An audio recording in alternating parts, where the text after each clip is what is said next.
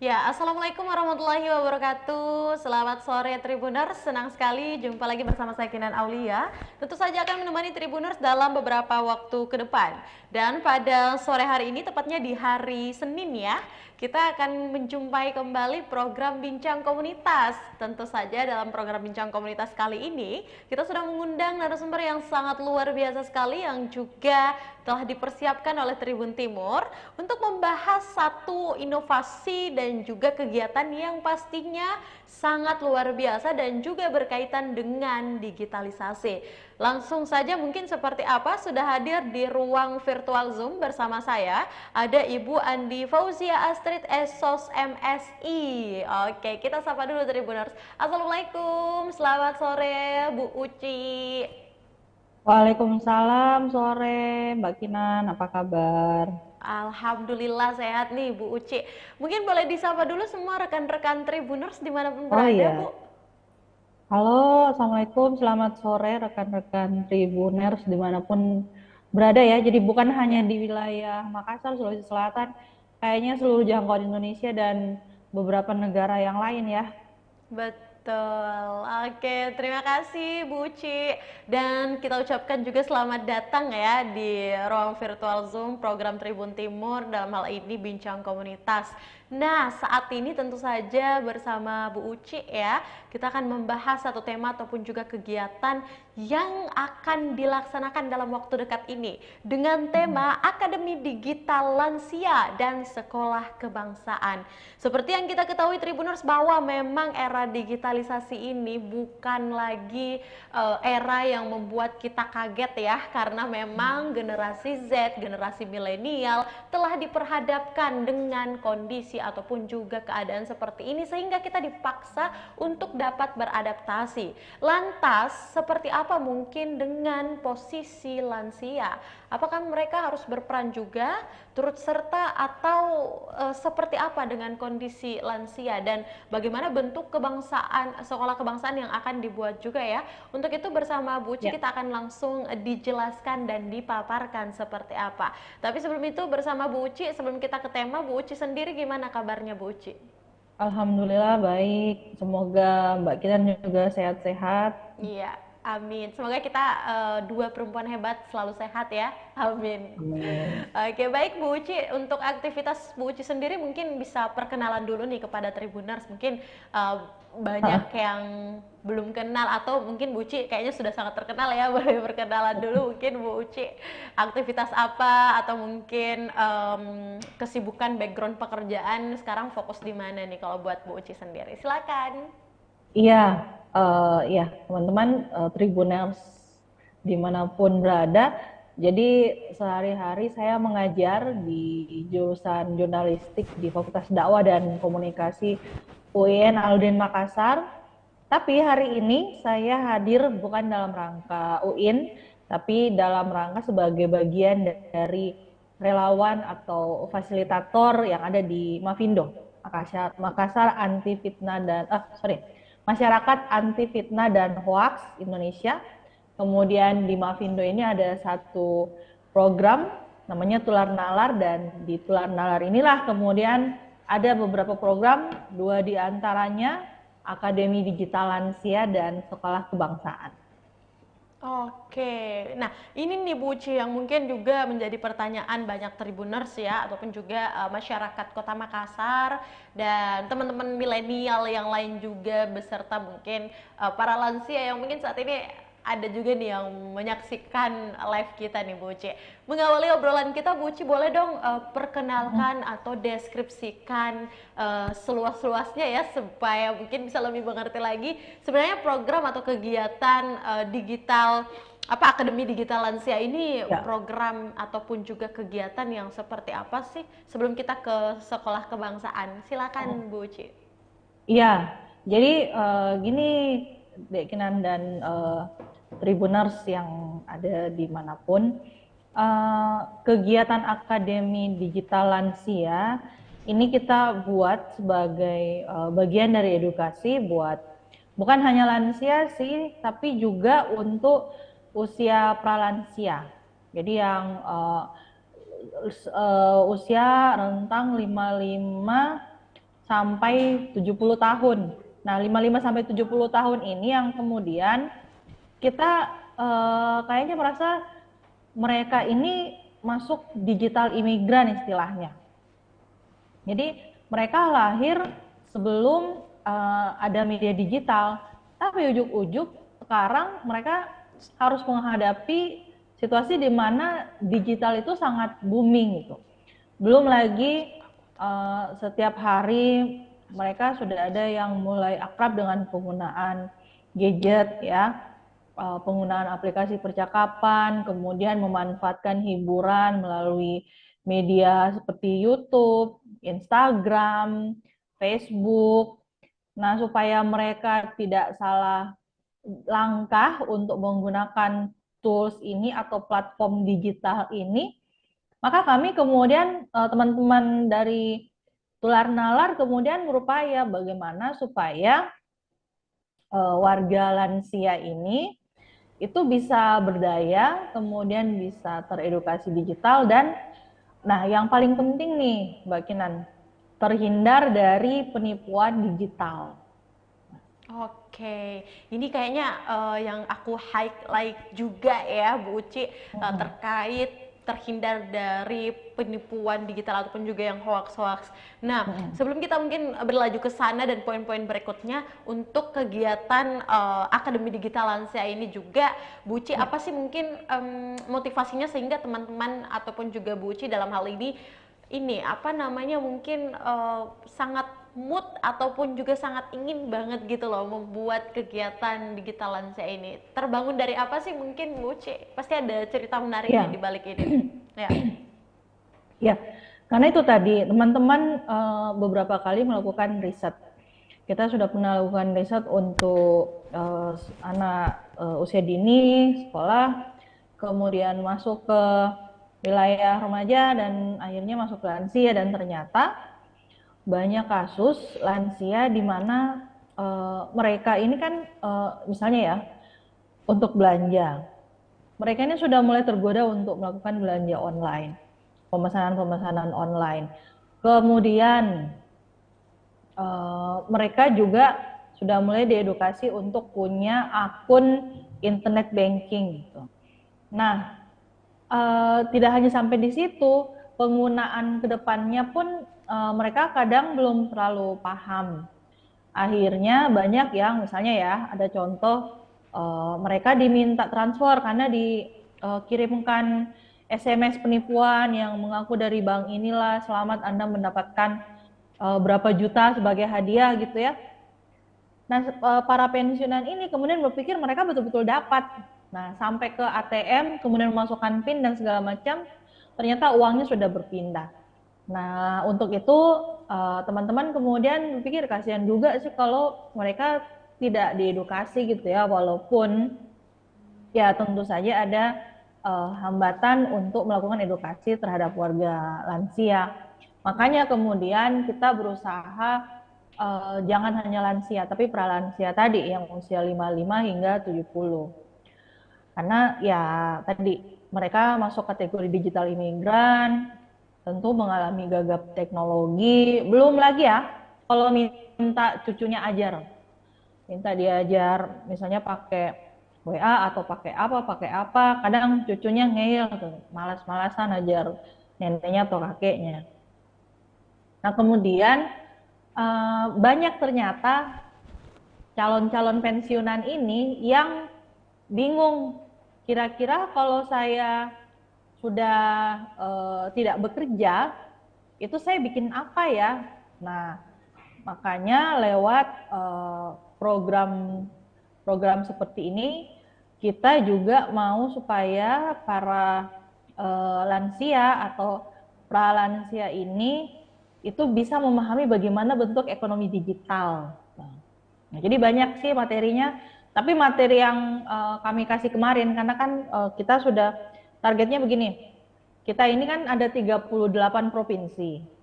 Nah, setiap tempat itu kita harapkan ada 100 lansia yang bisa kita edukasi. Nah, materinya apa saja? Kalau kemarin kami di Makassar itu edukasi tentang hiburan. Jadi bagaimana penggunaan YouTube, bagaimana mereka paham konten apa sih yang ada di YouTube yang boleh dinonton bersama dengan cucunya kah, yang kemudian mereka paham, oh jangan sampai kalau saya nonton ini justru cucu saya tidak teredukasi, atau dia menjadi konten yang kasar yang membuat mereka tidak belajar dengan baik mengenai perilaku. Kemudian, nah ini yang tidak kalah penting nih, tentang ujaran kebencian dan hoaks. Kadang kita menemukan konten yang sifatnya ujaran kebencian dan hoaks. Nah itu yang kemudian kami sharing juga ke mereka. Bagaimana mengenali konten hoax, bagaimana mengenali konten ujaran kebencian. Kalau dapatkan konten seperti ini, bagaimana memverifikasi.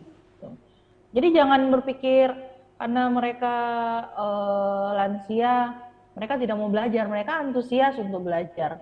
Ya, cuman memang tadi ada beberapa kendala. Salah satunya ya mungkin itu kondisi tubuh yang secara fisik ya. Misalnya ingatan tuh mulai tidak terlalu bagus. Jadi kami bekali juga ini dengan leaflet, dengan stiker yang ketika mereka pulang, mereka bisa pelajari kembali di rumah gitu.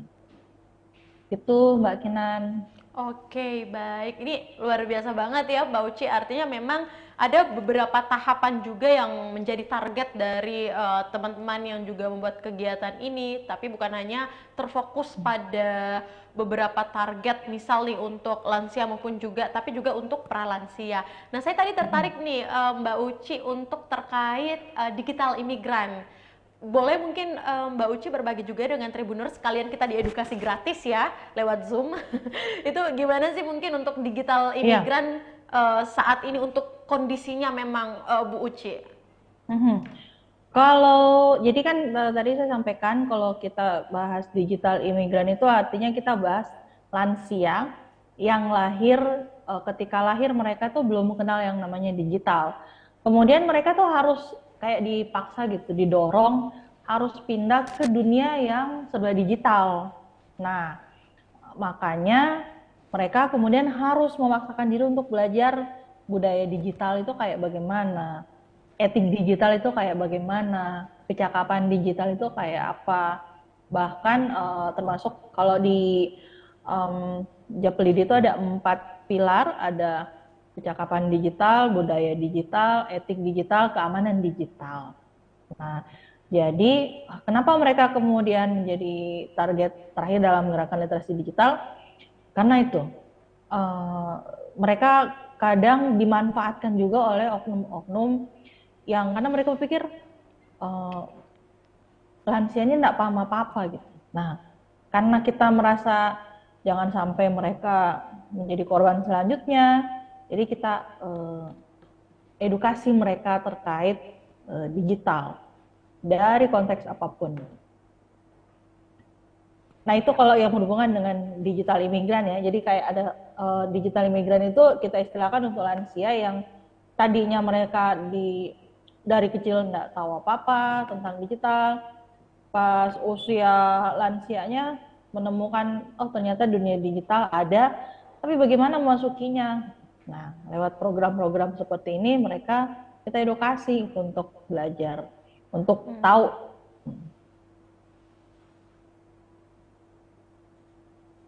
Gitu Mbak Kinan. Oke, baik.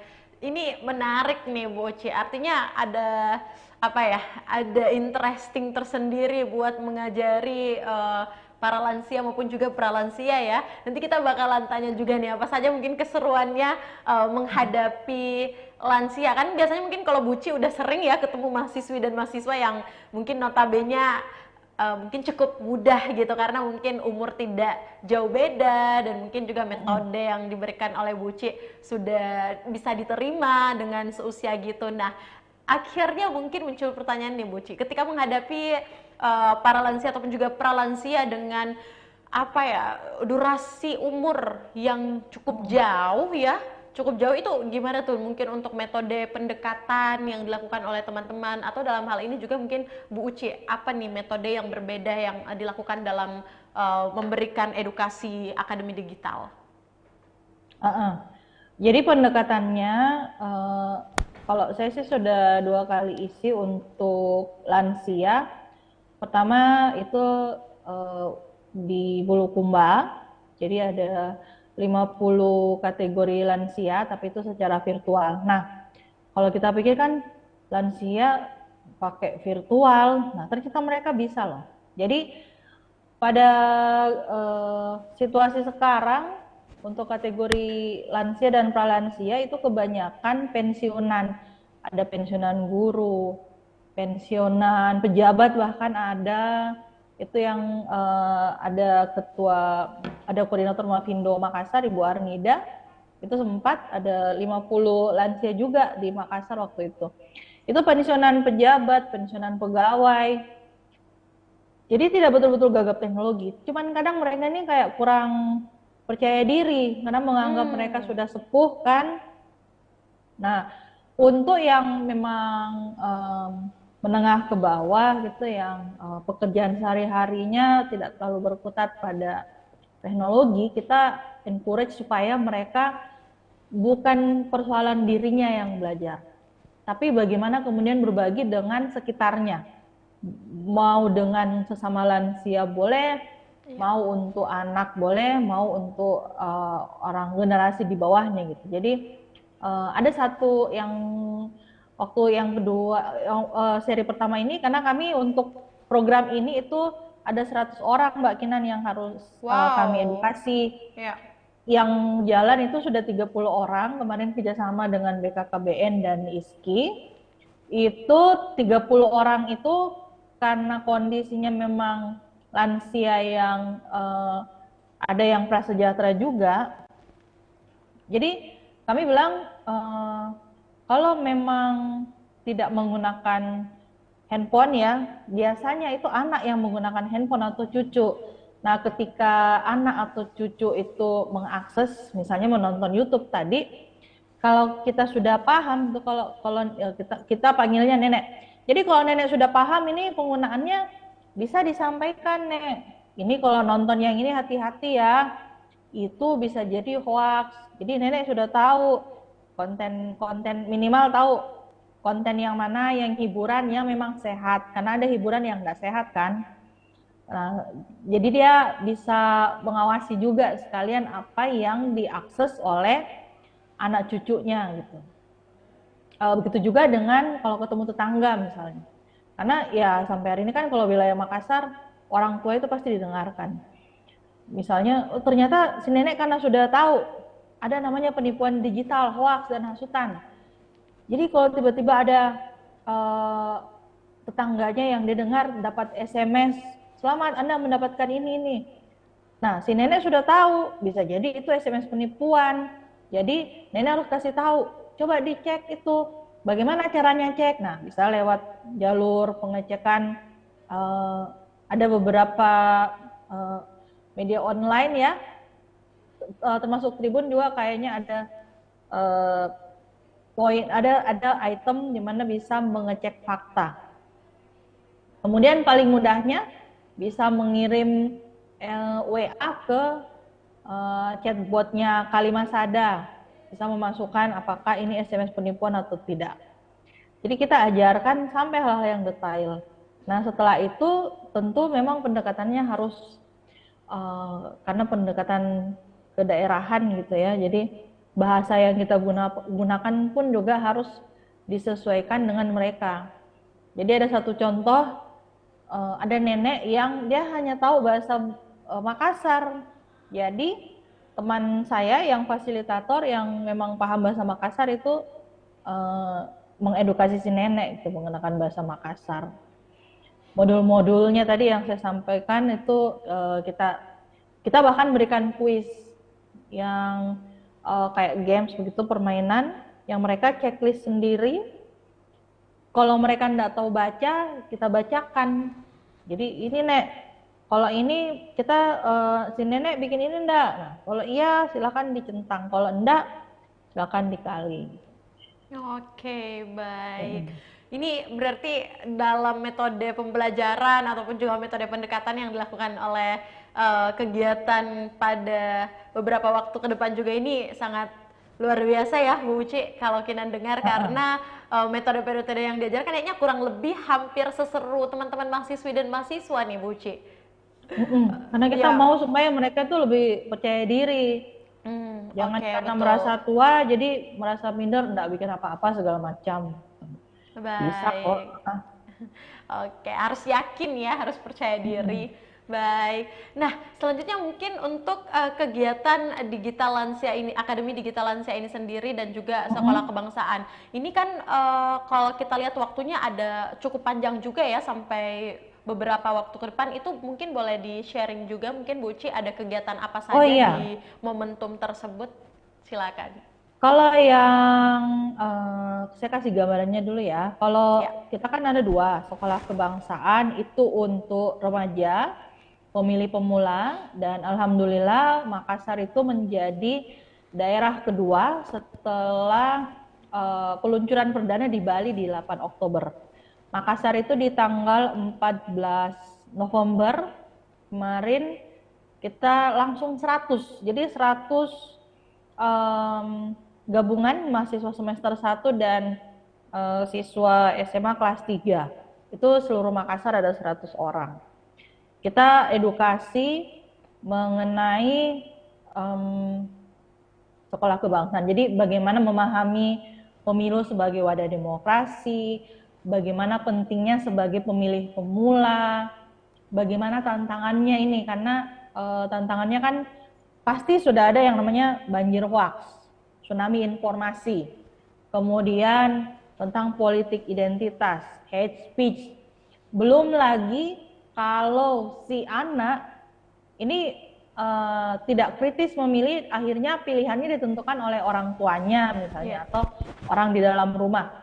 Nah itu yang kemudian kita edukasi bahwa remaja itu suaranya juga didengar dan remaja itu punya kekuatan kalau dia kritis untuk mengubah apapun. Makanya jadilah pemilih yang cerdas, kemudian jadilah pemilih yang tidak gampang terhasut, tidak gampang termakan hoax. Nah, itu yang kita ajarkan. Dan itu sudah selesai 100. Kemudian yang Akademi Digital Lansia kemarin 30 orang. Insya Allah nanti tanggal 10 kita akan adakan sisanya 70 orang juga. Nah, kalau secara umum di Indonesia di 38 provinsi untuk sekolah kebangsaan itu kita sudah adakan di 6 kota, 6 wilayah termasuk Makassar. Kemudian Akademi Digital Lansia itu 9 wilayah, termasuk Makassar yang 30 orang itu. Iya, Gitu. oke. Ya. Baik, terima kasih Bu Uci. Nah, oke Tribuners, itulah ya mungkin beberapa pemaparan juga terkait beberapa rentetan kegiatan yang akan diadakan juga, bukan hanya sekolah kebangsaan tapi juga untuk edukasi Akademi Digital Lansia ya. Tapi yang kayaknya juga ini penting nih kalau kita lihat Bu Uci ya, terkait pemilu ataupun juga bagaimana partisipatif pemilih pemula kalau yang kita lihat juga, dan Makassar luar biasa untuk kedudukannya di nomor 2. Nah, terkait dua kegiatan yang sangat positif sekali ini Bu Uci, apa sih, mungkin kita bahas satu persatu dulu. Mungkin Bu Uci boleh langsung jawab dua-duanya juga boleh. Yang pertama mungkin untuk digital lansia ini sendiri. Ini apa sih mungkin yang akan terjadi ke depannya untuk ancaman yang dapat terlihat ya dengan kondisi digitalisasi yang ada sekarang dan kehadiran milenial, Gen Z, dan juga dalam hal ini lansia maupun juga pralansia untuk menghadapi beberapa tahun ke depan. Kemudian untuk kita bergeser di sekolah kebangsaan yang juga turut teredukasi, apa kira-kira juga yang akan menjadi ancaman untuk kekurangan edukasi ketika tidak mendapatkan edukasi tersebut terkait partisipatif pemilih, dalam hal ini pemilih pemula mungkin Bu Uci. Silakan dijabarkan keduanya sebagai edukasi juga. Jadi untuk Akademi Digital Lansia, karena kita merasa lansia ini agak rawan untuk penipuan, kemudian kita sudah lihatlah beberapa lansia dan pralansia itu sudah mulai menggunakan handphone gitu. Kita berharap karena mereka ini warga yang kita hormati, kita sayangi gitu ya. jangan sampai rasa hormat kita itu kemudian pudar gara-gara ada lansia yang senang menyebarkan hoax atau forward pesan-pesan berantai yang Iya, mereka betul. tidak tahu ini betul atau enggak ya, tapi disebar saja gitu. Iya, iya. Nah, ini yang kita jaga gitu. Jadi jangan sampai membuat malu diri sendiri di grup WhatsApp. Jadi kita kemudian edukasi, misalnya begini, ada yang nyebar hoax, kita japri. Kalau kita di Makassar kan bilangnya tabe, kayaknya yang kita sebar tadi salah. Nah, yang lain-lain itu kita berusaha supaya mereka ini merasa saya ada loh di dunia digital. Jadi, nah ini yang menarik tentang pemberdayaan lansia dalam konteks privasi lokapasar digital. Karena kemarin sempat ngobrol sama orang BKKBN, orang PKK provinsi. Jadi banyak dari mereka ini yang tinggal di kota itu bingung setelah tidak punya jabatan atau setelah pensiun saya mau bikin apa ya, karena tidak semuanya juga itu sudah planning saya akan pulang ke kampung gitu, ngasuh bertani dan segala macam, enggak gitu. Jadi pola hidupnya itu berjalan sesuai dengan apa yang didapatkan di kota sebelumnya. Nah, kita juga berharap mereka tidak dapat post power syndrome ya, yang tiba-tiba sakit tidak bikin apa-apa. Makanya lewat kegiatan-kegiatan ini kita juga pandu supaya mereka tetap merasa saya lansia, saya masih bisa berdaya loh, saya masih bisa bikin apa-apa loh. Apalagi dengan kehadiran digital, saya bisa sebagai pengguna yang cerdas, sebagai pengguna yang berdaya digital juga. Oke. Untuk sekolah kebangsaan memang Kebangsaan kita ya. fokusnya untuk Gen Z ya, jadi pemilih pemula yang sebagian besar ini kan memang mereka first time voters, jadi belum pernah sama sekali memilih. Di bayangannya itu seperti apa. Nah, anak-anak seperti ini yang kemudian gampang dipengaruhi karena mereka tidak punya alasan untuk memilih misalnya. Banyak yang kemudian merasa apa sih pentingnya memilih, suara kita tidak didengarkan juga. Nah, ini yang kemudian kita edukasi. Remaja itu suaranya tetap didengarkan. Coba lihat ada berapa banyak remaja yang membuat konten dan itu kemudian sangat berpengaruh. Yang si Dilan Cepmek lah apalah gitu ya. Itu kan semuanya sebenarnya remaja. Jadi kita kemudian memotivasi mereka, apapun yang kalian lakukan selama itu sifatnya positif, itu akan punya pengaruh yang besar, termasuk dalam hal sikap memilih. Jadi jangan memilih sesuatu yang kita tidak paham, tapi cobalah cari tahu. Kalau dapat hoax tentang calon A atau calon B, cobalah cari tahu apakah memang si A itu begitu, si B itu begitu. Bahkan jadilah agen-agen pembasmi hoax. Itu kita minta mereka supaya nanti istilahnya kayak duta anti hoax ya. Nanti di sekolahnya karena mereka sudah tahu ilmunya, sudah teredukasi minimal paham penggunaan cara cek fakta, mereka bisa teruskan ke teman-temannya, bahkan ke guru. Kalau misalnya gurunya juga mau untuk belajar. Jadi dua hal ini sebenarnya berangkat dari hasil-hasil riset, fokus grup discussion yang dibuat oleh teman-teman di Mavindo dan khususnya di tim Tular Nalar Mbak Santi. Jadi kegiatan ini insya Allah akan terus hingga Maret 2023 karena fokusnya bukan hanya beberapa kota, seluruh provinsi, dan tentu di provinsi ini kita akan mendapatkan lagi beberapa daerah. Dan itu Mbak Kinan akan melibatkan kurang lebih 400 fasilitator yang tersebar di seluruh Indonesia. Buci, kita boleh ini nggak tepuk tangan virtual dulu? Ini luar biasa. Oh, iya. Sampai banyak provinsi ya.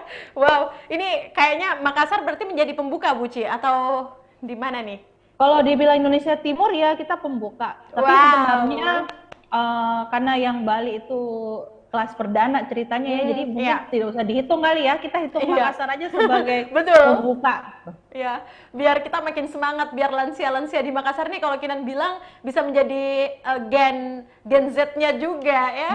Tapi Ya, itu menjadi pesan juga dari Buci Tribuners bahwa memang bukan hanya harus mau dan bisa menguasai digital, tapi juga pandai mengelola. Karena kayaknya kalau kita bahas hoax-hoax nih, kayaknya selalu beriringan nih Buci ya, dimanapun berada. Dan itu yang harus kita betul. hindari. Nah, sebagai sebelum kita closing statement, satu pertanyaan lagi mungkin Buci. Apa sih yang menjadi target Anda dan tim ya terkait kegiatan ini sebagai salah satu mungkin kedepannya sampai 10 episode mungkin atau sampai berapa kali kegiatan, apa mungkin yang menjadi targetnya dalam kegiatan ini? Silakan Bu Uci. Iya, jadi kalau kami sih teman-teman khususnya di Makassar sih berharap bukan hanya 100 orang itu untuk sekolah kebangsaan, kemudian Akademi Digital Lansia, tapi kita berharap semua siswa, semua pemilih pemula itu bisa. Jadi misalnya ya, yang Toraja, kita akan ke Toraja, ke Bulukumba, kemana. Pokoknya jangan hanya area Makassar. Karena semua itu sangat penting untuk bicara mengenai sekolah kebangsaan. Nah, tentu yang Akademi Digital Lansia juga ya, tapi kita akan lebih ekstra hati-hati untuk lansia, karena takutnya tidak semua lansia itu mampu. Makanya kita juga undang ini pendampingnya. Jadi anak cucunya kalau mau belajar, jadi sekalian mereka yang dampingi kakek neneknya untuk latihan penggunaan digital tadi. Oke, baik. Ya. Ya, atau ada tambahan lagi mungkin Bu Uci? Kayaknya itu aja.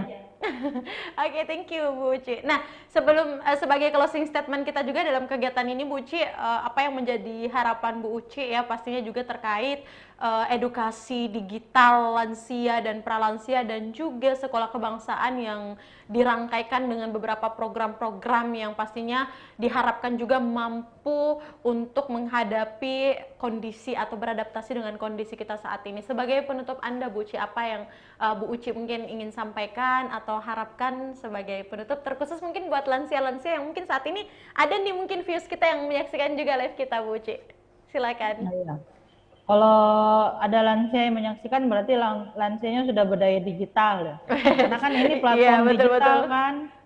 Sudah tahu TikTok, sudah tahu YouTube, sudah tahu podcast, itu luar biasa itu. Nah, sisa bagaimana para lansia ini mampu lebih hati-hati lagi dalam penggunaan digital supaya tidak termakan hoax, tidak kena penipuan digital, ATM-nya tidak terbobol gara-gara dapat SMS hoax. Kemudian konten-konten yang dinonton juga konten-konten yang sifatnya sehat, gitu. Bukan hal-hal yang membuang-buang waktu. Karena ada lansia yang saya tanya, kalau mengakses ini bagaimana? Buang-buang waktu. Kita kan lansia ini, orang tua ini sudah dekat mati, harusnya lebih mendekatkan Tuhan. Terus tiba-tiba temannya nyeletuk, aduh ibu, sekarang kita bisa nonton ceramah di YouTube, jadi jangan ketinggalan. Tidak hanya akses televisi atau pergi ke majelis taklim, di rumah juga bisa kalau ibu lagi susah ke majelis taklim. Jadi memanfaatkan ruang digital untuk hal-hal yang positif supaya terhindar dari penipuan dan hoax. Oke, baik. Luar biasa, semoga closing statement dan harapan dari Ibu Uci bisa menjadi sesuatu yang nantinya diimplementasikan juga ke depannya, dan pastinya kita harapkan ya kegiatan-kegiatan yang juga penuh perhatian terkait kondisi digital untuk lansia maupun pralansia ini kedepannya bisa terus dikembangkan lagi, bisa terus ada, bahkan kalau bisa nih inisiasinya memang terus ada ya kedepannya, bukan hanya dari Bu Uci mungkin dalam hal ini, tapi kita tunggu juga nanti kedepannya pemuda-pemudi yang lain ini bisa seperti meneruskan mungkin ya jejak dari Bu Uci dalam hal care juga terhadap digital untuk lansia maupun juga sekolah kebangsaan. Kita berikan dulu aplaus yang meriah buat narasumber kita, ada Ibu Nur Fauzia, luar biasa sekali untuk statement dan berbaginya. Terima kasih banyak, mungkin Bu Uci sebagai closing statement Anda dalam program Bincang Komunitas kali ini. Kami juga pastinya kembali mengundang buat Bu Uci, semoga ke depan kita bisa bertemu secara langsung dan live di studio Tribun Timur Bu Uci. Dan semoga kegiatannya nanti untuk sekolah sekolah kebangsaan maupun juga digital, ya Akademi Digital Lansia ini ke depannya bisa berjalan lancar, dan kami tunggu lagi inisiasi dan inovasi kegiatan-kegiatan berikutnya Bu Uci. Baik, ditunggu ya undangannya Mbak Kinan. Iya, baik. Sehat dan sukses terus Bu Uci. Terima kasih. Terima Sampai kasih. bertemu lagi. Terima kasih Tribun Timur. Iya. Sampai ketemu lagi Tribuners. Baik, Tribuners, itulah obrolan kita bersama Ibu Nur Fauzia ya, yang juga Andi Fauzia. Ibu Andi Fauzia, baik, yang juga telah memberikan beberapa statement-statement dan juga edukasi terkait kegiatan lansia di sekolah kebangsaan dan juga edukasi buat digital lansia yang sangat luar biasa sekali. Semoga apa yang kita obrolkan pada hari ini bisa bermanfaat dan pastinya juga bisa berkembang ke depannya untuk kegiatan-kegiatan yang banyak lagi yang pastinya juga melek terhadap digital. Kita ucapkan terima kasih banyak buat Ibu Andi Fauzia Astrid Esos MSI yang sudah membersamai kita dalam beberapa waktu ke depan.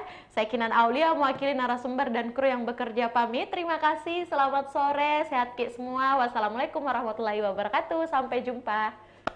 Waalaikumsalam.